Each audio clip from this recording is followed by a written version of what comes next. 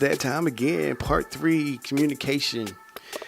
This was originally a Top 10 Tuesday, and I might play this on Tuesday. So, Top 10 Tuesday, communication. This is the way it's going to go. The first thing I was thinking about, when you're speaking, when you want communication with the other person, when you want to build a relationship, you need to speak with clarity. You need to say what you want, how you want it, and they have to understand what you're saying. Clarity is clear communication. When you have clear communication, you don't have to fill in the blanks. If I told you, hey, bring me that thing over there, on the other side of that other thing, you might bring me anything. But if I said, I am in need of the thing, let's say I'm in need of my mic stand because I'm tired of holding my microphone, please bring it to me. It's on the other side of the kitchen table. You know where to go, where it is, what I actually want, and you can do it. Clarity is everything. Now, what messes us up I've been married 24 years, so we complete each other's sentences a lot. But also, when you're trying to be big and bad and you have no clear communication on what you're actually saying, you mess up a lot because you think you know that person. But it's all in your head. Now, you value the other person, of course. But when you go on a certain level, it's just like, hey, did you see that thing last night? Yeah, I sure did. Shoot, I thought it was like this. That's good, but it's not clear. You have to fill in the blanks. So it's not clear. Because what you fill in the blank with might not be what they're actually talking about. Communication, there's one thing that's said, and there's another thing. Your actions say another thing too. So what we do is we fill in the blanks, like I was saying, and what's not said is just as important as what's said on a lot of levels, because people read between the lines, they fill in the blanks, and when that happens, they have a greater chance of being wrong, and a miscommunication can happen. Miscommunication breaks connections. So if we're like this and we're always like this and we start to miscommunicate, I thought you meant this. Why you getting all mad? Because I thought you meant this. I did what I was supposed to do. You'll understand that the connection is broken, and now the relationship drops a level. And it drops and it drops and it drops until you can't even talk to each other anymore. So take in consideration of the things that you are leaving out when they're trying to read between the lines, trying to understand what did you mean by that? Because if they're having to say that in their mind, what did you mean by that? They're reading between the lines. They're trying to fill in the blanks, and you wasn't clear enough. If you don't like a person, just say it. Look, I don't like you. I don't like what you did, and I don't want to talk to you anymore. That does not leave any room for, so does that mean you don't like me? Nonverbal communication. Number 3, body language. Your body language could tell a lot about you. Remember, your actions speak for you. Sometimes when you're not trying to convey a message, your actions are telling about you. Now, your body language says this too. When you get into they're talking to you and you're in your face and they're,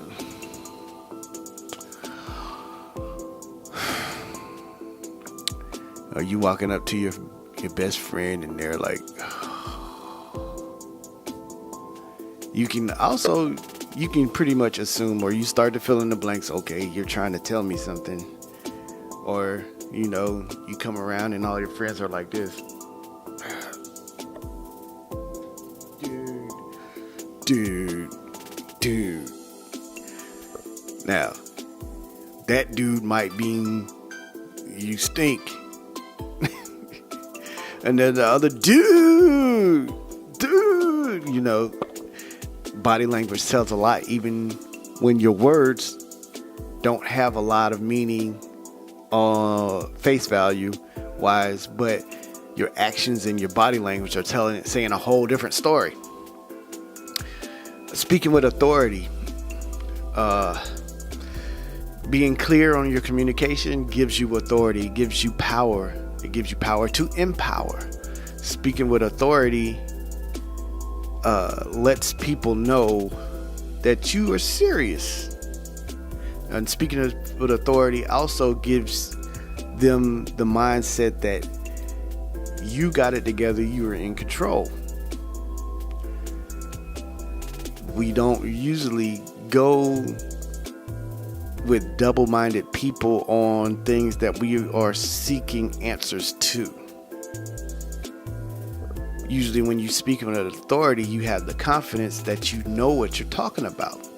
And people start to trust in you because you are an authority. You have the authority, you have the power to make or break their influence, or you can influence them. So when you're speaking with authority, you are establishing yourself as the expert. And when you do that, people trust you. The foundation of any relationship, even with communication, you can't hear another person when you don't trust them. So keep that in mind. Speaking to empower, giving them authority to do something. When you empower somebody, you give them power. You just don't say, you can take over, and then you undercut every little decision that they make. Empowering somebody gives them the power to do the things that gives them authority to actually take over. And that raises their trust level for you too, because you're the leader. Your intentions. Remember what I was saying? What did you mean by that? When you speak, when you communicate your intentions, that level of authority and that empowering of the other person can go to another level. It can raise because you're clear on your intentions. That's space with number one, speaking with clarity. A meeting of the minds. This is number 7. When you connect, you have your things in order. There's an understanding. When you connect, there's an understanding where you listen and you understand and you talk, or you communicate. They receive it and they understand. So keep that, keep that clear communication going. When you have communication, get to know the playing field or the context of where your words are going to fall. If you know the person's story, if you've already connected to that person and you've built trust, you choose your words where they will understand.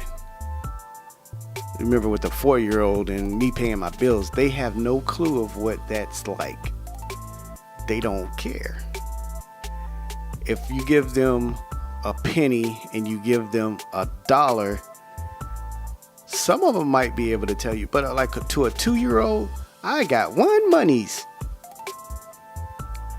And they can go and buy the world with their 1 monies. So know the playing field where your words are going to fall, because that's going to put their authority level, their empowerment is going to fall within the constructs of those things that you've set up. Your words will actually be able to touch their hearts, or it could break them down, or it can miscommunicate, or you can give misinformation and they can go set out on a mission with the wrong attitude or the wrong mindset to really mess themselves up for the rest of their lives. Your words are important. Listen to understand. Number 9, listen to understand. When someone's talking to you, what you want to do is really listen to understand, because just like knowing the playing field, this is the same. This is on the receiving end. The tables are turned. Listen to understand. When you listen to understand, you have the empowerment coming on the inside of you.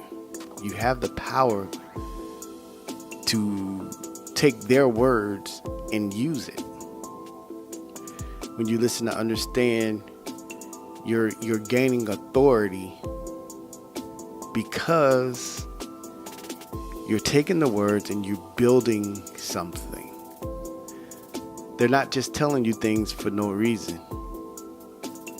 They want to communicate with you. So if you're on the receiving end and you're taking what they say seriously, even if it's a joke, how you take a joke seriously? If you listen to it and you think it's funny and you laugh, that makes them feel better. Because what was the point in telling a joke anyway?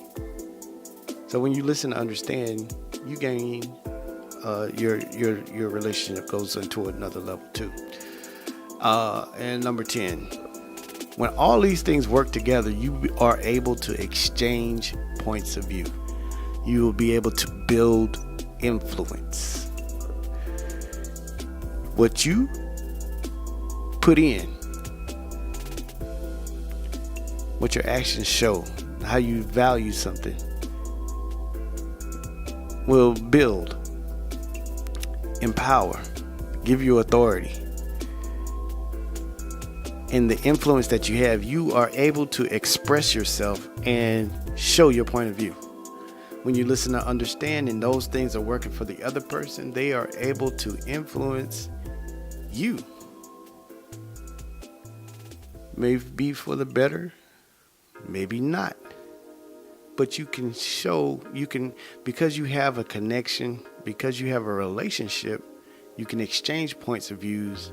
You can agree to disagree, or you can take what they've said and build upon your own testimony or your own story and make it even better.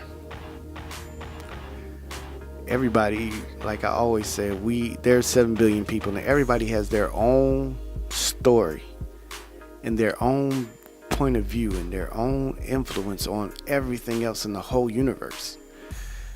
And when we all work together, our stories intertwine and becomes one big story.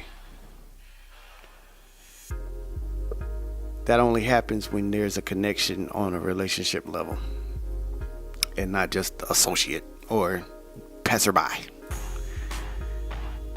I hope you guys got something out of these 3 parts. I hope I was able to communicate well. What's your thoughts on these things? How do you feel about communication? Let me know. Leave a comment or, send me an email. Communicate with me. Let's talk.